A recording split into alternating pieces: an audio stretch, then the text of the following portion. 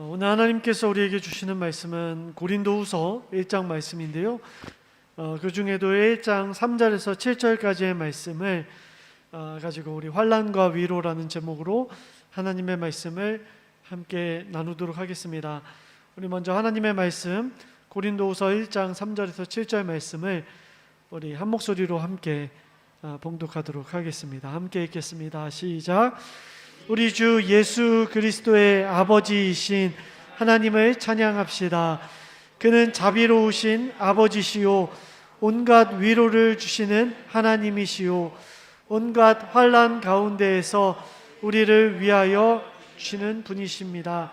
따라서 우리가 하나님께 받는 그 위로로 우리도 온갖 환난을 당하는 사람들을 위로할 수 있습니다. 그리스도의 고난이 우리에게 넘치는 것과 같이 그리스도로 말미암아 우리의 위로도 또한 넘칩니다. 우리가 환난을 당하는 것도 여러분이 위로와 구원을 받게 하려는 것이며 우리가 위로를 받는 것도 여러분이 위로를 받게 하려는 것입니다. 여러분은 이 위로로 우리가 당하는 것과 똑같은 고난을 견디어냅니다. 우리가 여러분에게 거는 희망은 든든합니다. 여러분이 고난에 동참하는 것과 같이 위로에도 동참하고 있음을 우리는 알고 있습니다. 아멘. 여러분, 지난주에 제가 가까이 사귀고 있는 두 가정으로부터 안타까운 소식을 듣게 됐습니다. 두 가정 모두 가정의 구성원 가운데 암이 발견됐고 그걸로 인해서 저에게 기도를 부탁한다라는 이야기를 저에게 나눴습니다.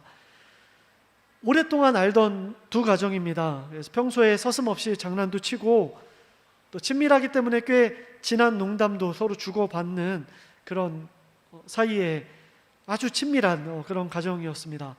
하지만 제가 연락을 받고요, 답장을 하는데 꽤 주저하게 되는 저의 모습을 보게 됐습니다.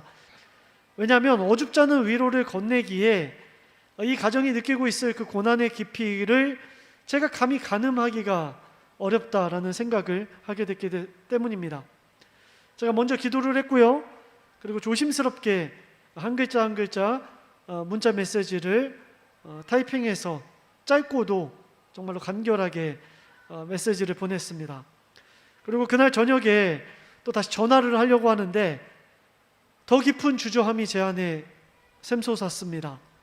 문자랑 다르게 또 전화는 더 어렵더라고요. 뭐라고 전화해야 될까? 첫 마디는 뭐라고 해야 될까? 전화를 걸었을 때 어떤 목소리로 나의 이야기를 화답할까라는 그런 생각 때문에 말입니다.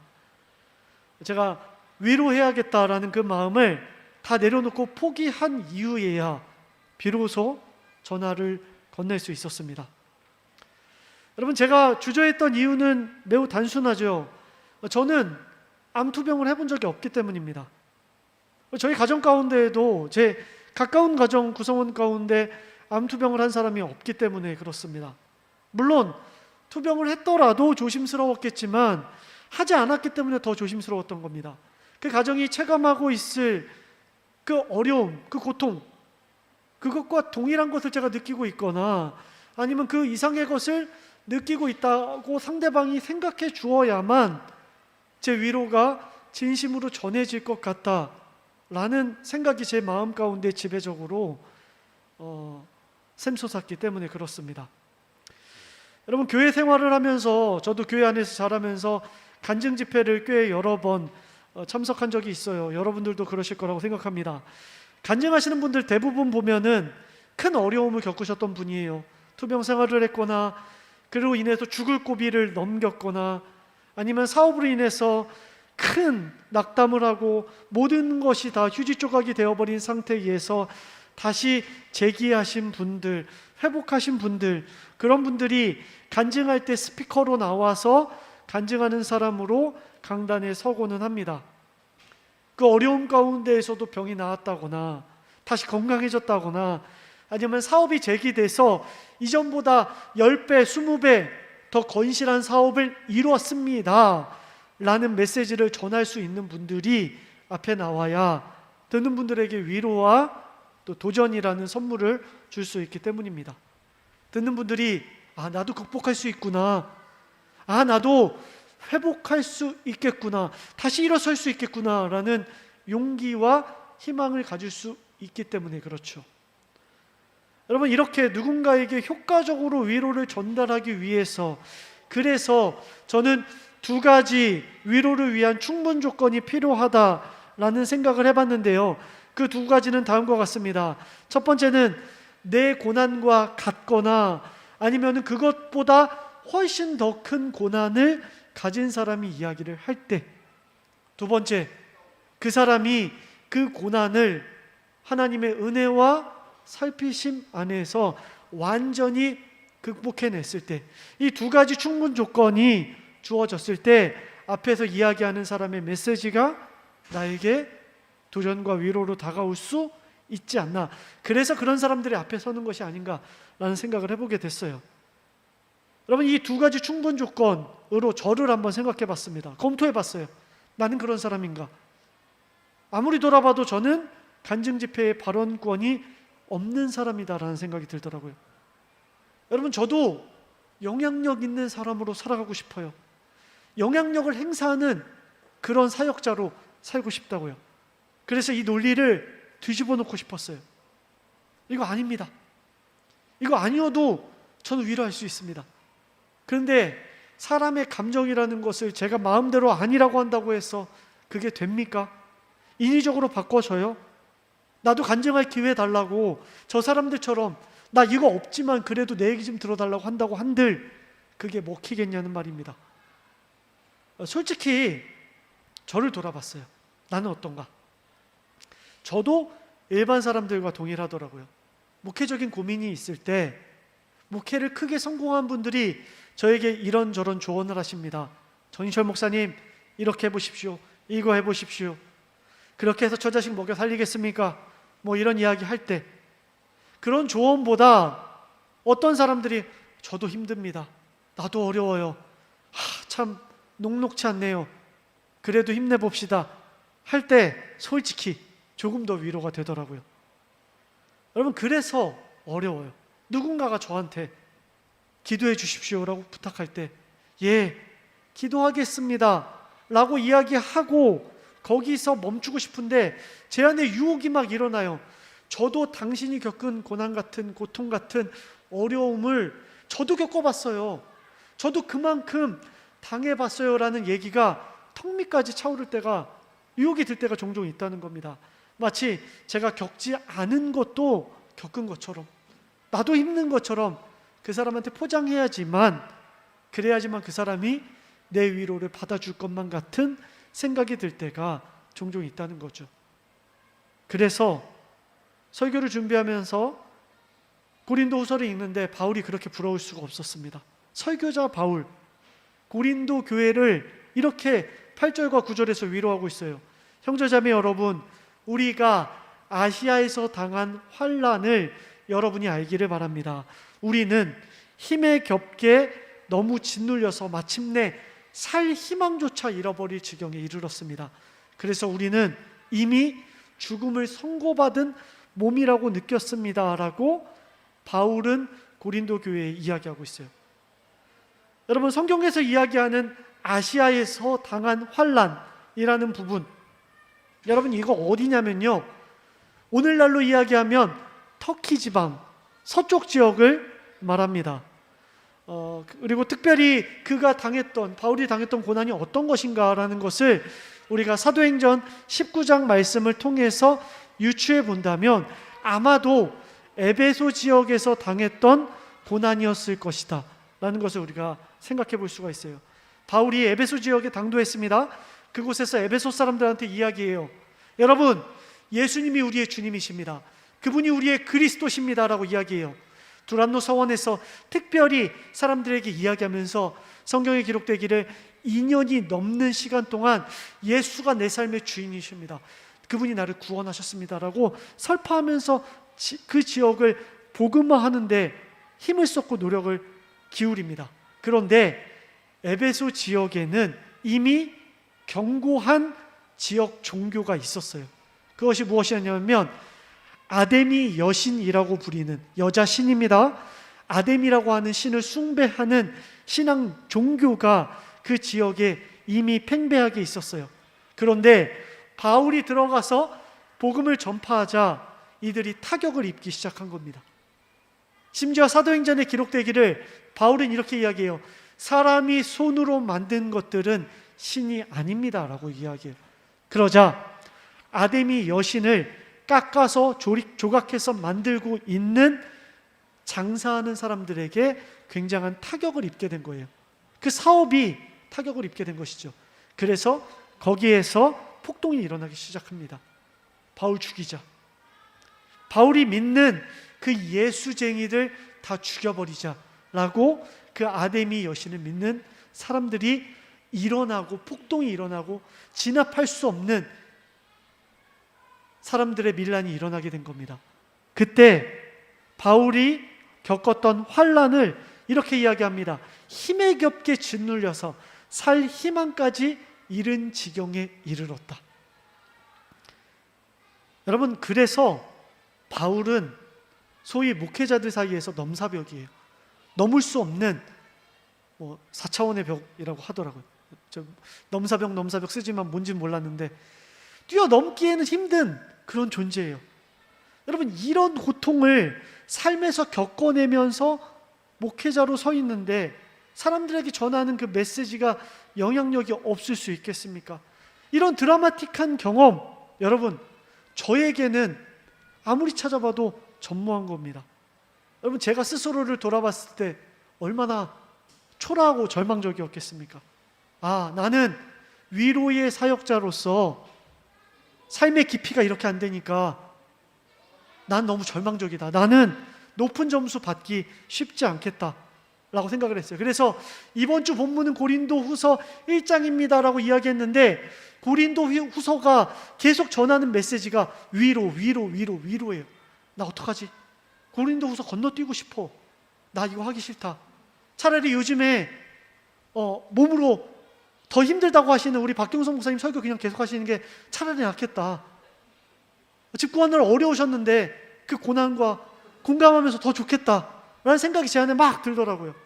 그런데 여러분, 바울이 저보다 더 절망적인 상황 가운데 있었다는 것을 말씀 가운데 바로 깨닫게 됩니다. 여러분, 위에서 두 가지 충분 조건이 필요하다고 했죠? 근데 바울은 두 번째 조건이 충족되지 않는 사람이었어요. 무슨 얘기냐면 바울이 큰 위기를 겪었던 것이 맞아요. 그런데 그 위기 가운데 드라마틱하게 하나님이 그를 건지셔서 극복하신 것 같지만 바울의 삶 가운데 여전히 깊은 고난과 어려움이 그 안에 존재했다. 에베소에서 간신히 도망쳤어요. 근데 바울의 삶이 어땠냐면 개척한 그의 교회들에서 바울이 정말 목회자 맞아? 바울이 정말 하나님께서 부르신 사도가 맞아라는 사도권에 대한 논쟁이 일어나고 있었어요. 오늘 말씀을 듣고 있는 고린도 교회도 바울이 참된 목회자가 맞는지에 대한 논쟁이 끊이지 않고 있었다고요. 바울이 마음이 얼마나 썩어 들어갔을까요? 얼마나 힘들었을까요? 하나님께서 그 삶을 온전히 구원한 것 같지 않은 상황.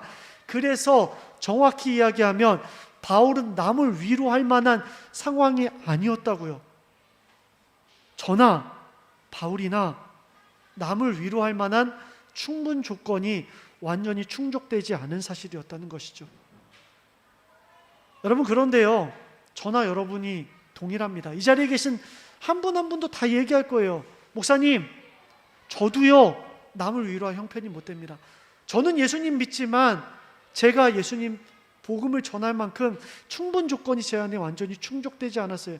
여러분, 이게 오늘날의 현실이에요. 그런데 고린도후서에서 바울은 어떻게 위로자로 복음 전하는 그 메시지를 전하는 사람으로 살 수 있었던 것인가? 고린도후서를 읽고 읽다가 한 절의 말씀에서 깨닫게 됩니다. 바로 고린도후서 1장 4절인데요. 이렇게 적혀져 있어요. 하나님은 온갖 환난 가운데에서 우리를 위로하여 주시는 분이십니다. 따라서, 그래서 우리가 하나님께 받은 그 위로로 우리도 온갖 환난을 당하는 사람들을 위로할 수 있습니다. 아멘. 이렇게 고백하고 있어요. 여러분, 바울이 그렸던 그 위로자의 그림은 다음과 같아요. 사역자로서 그가 누군가를 위로할 수 있는 핵심은 자신이 겪었던 그 드라마틱한 극복의 이야기, 내가 그것을 견뎌냈으니 너도 견뎌내라가 아니었어요. 여러분, 만약에 이것이 그의 복음의 메시지의 핵심이었다면 그는 행위로 구원을 얻을 수 있다라고 말하는 것과 같아요. 결국은 내 안에 있는 의가 너를 위로한다라고 하는 것과 동일하다고요. 그런데 그는 자신을 위로할 수 있는 사람들의 시선을, 위로해야 되는 사람들의 시선을 다른 쪽으로 향하게 하고 있습니다. 바로 나를 위로하신 그 하나님, 그분이 계신다. 성경이 이야기하는 이야기, 성경대로 우리의 죄를 위해서 죽으셨다가 성경대로 장사되셨다가 성경대로 다시 살아나신 그 이야기, 세상의 그 어떤 간증 이야기보다 더 드라마틱할 수밖에 없는 그 이야기, 자신이 겪었던 그 수많은 고난의 이야기 이야기하고 싶지만 내가 그 이야기보다 더 하고 싶은 이야기가 있다. 또 강력한 이야기가 있다. 치트키가 있는데 예수가 고난을 당하셨다. 그리고 그분이 온전히 승리하셨다. 그 위로가 내 안에 있으니 내가 너희를 위로할 수 있다라고 이야기하고 있는 것입니다. 여러분, 바울은 자신에게 충분 조건이 채워졌기 때문에 위로한 게 아니라 그 충분 조건을 이미 이루신 분이 계시기 때문에 위로할 수 있었다라는 것이죠. 그래서 고린도후서 1장 6절에서 이렇게 이야기합니다. 우리가 환난을 당하는 것도, 우리가 위로를 받는 것도, 내가 환난 가운데 있으나 위로 가운데 있으나 어떤 상황 가운데 있든지 여러분을 위로하고 구원할 수 있습니다. 왜요? 그 이야기의 결론이 그리스도 예수 안에서 위로와 구원으로 끝난다는 것을 내가 알고 있기 때문에, 예수 그리스도의 십자가의 경험이 바울과 아가야에 있는 온 성도들에게 위로가 될 것임을 믿고 있기 때문에 그렇다라는 것입니다. 여러분, 교회는 위로의 공동체여야 합니다. 지난주에 그저 교회 안에 여러 가지 일이 있었죠. 응급실에 다녀오신 성도님들이 두 분 계셨습니다. 여러분 잘 아실 겁니다. 그 중에서 우리 조이 어머님께서 하혈을 하셨죠. 그래서 입원을 하셨어요. 제가 그 이야기를 듣고 오전 내내 마음이 불편해서 아내에게 물어봤어요. 여보, 여성이기 때문에 더 잘할 것 같아서, 여보, 이런 일이 간혹 있는 거야? 여보도 이랬던 적 있어? 여보, 주변에 이런 상황이 종종 있는 거야? 이럴 때 어떻게 해야 돼? 어떻게 병원에서 어떻게 대처해야 돼? 제가 경험이 없고 제가 겪을 수도 없는 일이기 때문에 아내에게 이야기했어요. 그리고 제가 오후에 기도를 카톡으로 녹음해가지고 보내려고 하는데 조이 어머님께서 카톡으로 저에게 이렇게 말씀하셨어요. 목사님, 지옥이 있다면 지금 제 기분이 그런 기분일 것 같아요 라고 이야기하더라고요. 결과가 어떨진 모르겠지만 지금 내가 애간장을 태우는 그 마음이 정말 지옥 같은 마음입니다 라고 이야기하더라고요. 저도 그 마음 잘 압니다. 저도 비슷한 경험 있어요. 이 얘기하고 싶더라고요. 할 수가 없어요. 경험의 수위를 동등하게 끌어올려서 저도 그래요 라고 위로하고 싶은데 제가 그럴 수가 없더라고요. 그때 깨달았어요. 교회가 서로를 위로하는 방법은 그것이 아니구나. 우리 모두 동일하게 경험한 것이 있는데 그 경험은 그리스도의 고난이 우리에게 넘치는 것 같이 그리스도의 위로가 우리 안에 넘친다는 메시지구나. 그리스도 예수 안에서 죽고 그리스도 예수 안에서 살아난 사람들, 이런 사람들을 성도라고 부릅니다.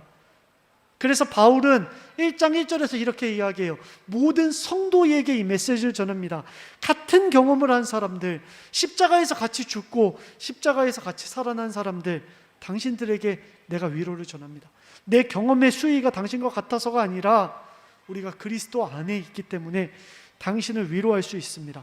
그래서 여러분에게 거는 희망이 내가 환난 가운데 있으나 위로 가운데 있으나 결론은 늘 위로일 수 있습니다. 여러분이 그 고난에 동참하고 있고 또 그 위로에도 동참하고 있기 때문에, 즉 그리스도 예수 안에 우리가 함께 있기 때문에 나는 든든하게 이렇게 이야기할 수 있습니다. 그리고 내가 이전에 겪었던, 과거에 겪었던 위로뿐만이 아니라 지금 겪고 있는 환난 가운데에도 위로이고 앞으로도 내가 희망 가운데 있다라고 말할 수 있는 이유는 한 가지입니다. 그것은 내가 잘나서 내가 의로워서가 아니라 우리 안에 소망이 하나님께 있기 때문입니다. 그러니 그리스도 예수 안에서 환난이나 위로나 모두 결론은 위로로 끝날 수 있습니다 라고 바울이 메시지를 전하고 있다는 것이죠. 여러분 잘 아시는 것처럼 제가 지난주부터 4주 동안 히즈쇼에서 뮤지컬을 진행하고 있어요. 그래서 그 뮤지컬 때문에 현장에 나가서 시간을 보내고 있습니다. 가장 늦게 하는 뮤지컬 시간이 저녁 7시 타임인데 7시에는 진풍경이 벌어집니다. 뭐냐면 아빠들이 끌려와요. 4시 타임에는 아빠들이 안 오는데 7시에는 아빠들이 옵니다. 퇴근하고 정말 지쳐서 왔는데 누가 봐도 자원에서 온 것이 아니라 엄마가 오래서 그냥 온 사람의 모습으로 애들한테 끌려서 옵니다. 가만히 보고 있으면 아빠들의 모습 보면 아빠들이 매우 수동적인 모습을 제가 볼 수가 있어요. 마치 그 자리에서 자기가 뭘 해야 될지 모르는 사람처럼 그냥 멀뚱멀뚱 이렇게 서 있는 모습을 보게 됩니다. 원래 아빠들이 좀 그렇잖아요. 주차하고 들어올 때까지는 자기 역할이 있어요. 내가 주차하고 할 때까지는 있어요. 티켓팅도 엄마가 했고요. 들어가서 뭘 해야 되는지도 엄마가 알고요. 모든 학습은 엄마가 했기 때문에 아빠는 들어와서 마치 교회에 새로 등록한 사람처럼 쭈삣쭈삣 멀뚱멀뚱 서 있습니다. 그런데 그때 한 아빠가 기념품 파는 곳으로 걸어갑니다. 그리고 쭈뼛쭈뼛 지갑을 열고 한 애한테 퍼즐이나 동화책을 사줘요. 모든 게 낯설고 어색해요. 그런데 그 아빠가 동화책 사주고 퍼즐 사주면서 아이랑 교감을 하기 시작합니다. 자기의 역할을 하기 시작해요. 아이가 막 좋아해요. 그리고 아빠랑 막 얘기하고 아빠도 뭘 해야 될지 알았다는 듯이 거기서 막 예수님 얘기도 하고 자 이제 뭐 이렇게 막 얘기를 합니다. 그러면 어떻게 되는지 아세요? 멀뚱멀뚱 사이드에 있던 아빠들이 좀비처럼 이렇게 걸어옵니다. 그리고 거기서 아이를 데리고 뭘 사주거나 자기의 역할을 해. 뭘 해야 될지 발견한 사람들처럼 아이를 기쁘게 해야 될 일이 뭔지를 알아서 그때 하기 시작합니다. 제가 깨달았어요. 아빠들이 마음이 없어서 그런 게 아니었구나. 단지 거기서 뭘 해야 될지를 모르겠고 자기의 역할이 무엇인지 몰라서 또 알았다 하더라도 용기를 내지 못했는데 그 한 명이 하니까 나도 할 수 있겠구나라는 용기를 내는 것을 제가 발견하게 됐어요. 저는 교회가, 그저 교회가, 그리고 바로 여러분들이, 우리 모두가 그랬으면 좋겠어요.